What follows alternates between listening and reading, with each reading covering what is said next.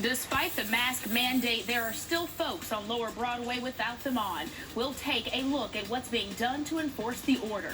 And the increase in cases continues across the country. We'll tell you what's being done to try and fight the virus in hotspots nationwide. Plus, we're taking a look at the life and the work of Joe. News 2 at 10. Good evening and welcome to News 2 at 10. I'm Valencia Wicker. New tonight, only 14% of hospital beds in Nashville are now available, and only 17% of ICU beds are open. That's according to the latest numbers from the Metro Public Health Department. They reported 440 new cases just today. As Nashville leaders try to slow the spread of COVID-19, Metro Police are out on Broadway enforcing the city's mask mandate. News 2 Stassi Almos sets the scene about exactly what's happening. For those passing by, it looks like Broadway bars are reopened again.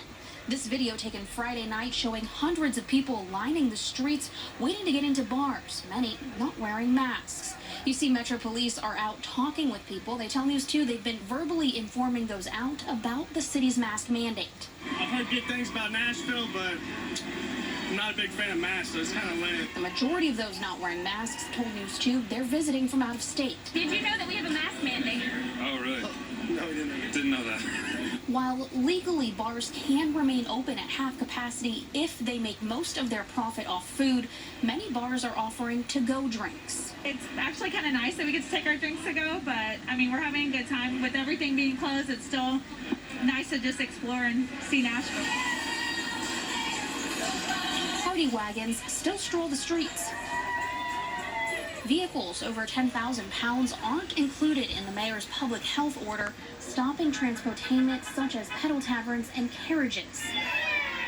Some tourists say they don't mind following the rules and guidelines just to get out and about. Just came to get a little away from home and relax a little bit. And I have the mask on just to be safe, and it's mandated here, so I was right on time with it. So I have to wear it everywhere I go. I don't have a problem with it because it's for my safety. Metro Police say people have been compliant with verbal warnings and they have not had to give citations. Reporting in Nashville, Stassi Almos, News 2. Well, as bars close and pedal taverns are parked, Airbnb rentals sit empty this summer. Local hosts say between the March tornado and COVID-19, it's been an inconsistent summer for bookings, many of them just hoping to keep the lights on. Hosts are finding ways to get creative by offering rentals to family, friends, and displaced tornado victims to make ends meet. One rental owner says that she's had even more cancellations because of the recent step back to phase 2. So it's been kind of whiplash to see, oh great, we have a few bookings, never mind, half of them canceled. It seems like a lot of business travelers are still coming through in addition to friends and family members like I mentioned, so that might help a little, but for sure the tourism hit is being felt by everyone.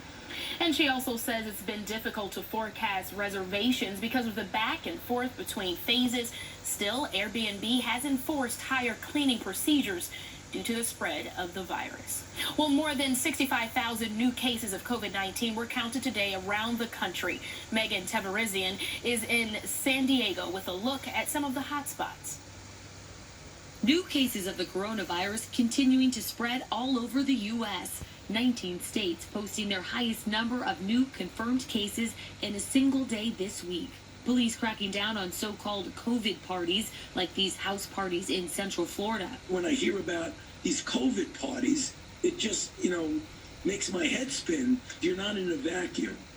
You are part of the propagation of the outbreak. The death toll in Florida now exceeding 5,000 as Governor Ron DeSantis continues to push for in-person classes in the fall. As a father of 3 young kids, I do not fear this virus's effect on my kids. I think the risk is incredibly low. Texas logging 10,000 new cases for the 5th day in a row. A troubling update from a single Texas county. 85 infants under the age of 1 have contracted the virus since March. First-time mom Angelica Wendell saying her 2-month-old daughter tested positive. So I've never had another baby to experience any type of illness with. So when you find out it's COVID, it's just heartbreaking. 34 states now reporting increases in hospitalizations. Kentucky's Governor Andy Beshear saying his state is in dangerous times, reporting its second highest single-day total. We got to be careful.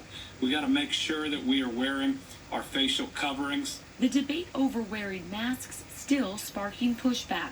These demonstrators in Ohio holding an anti-mask rally outside the State House. It's my body, it's my choice as to whether I wear a mask or not. I don't see people wearing masks, and I see a total disregard for what's going on in the world around them. It's very disheartening.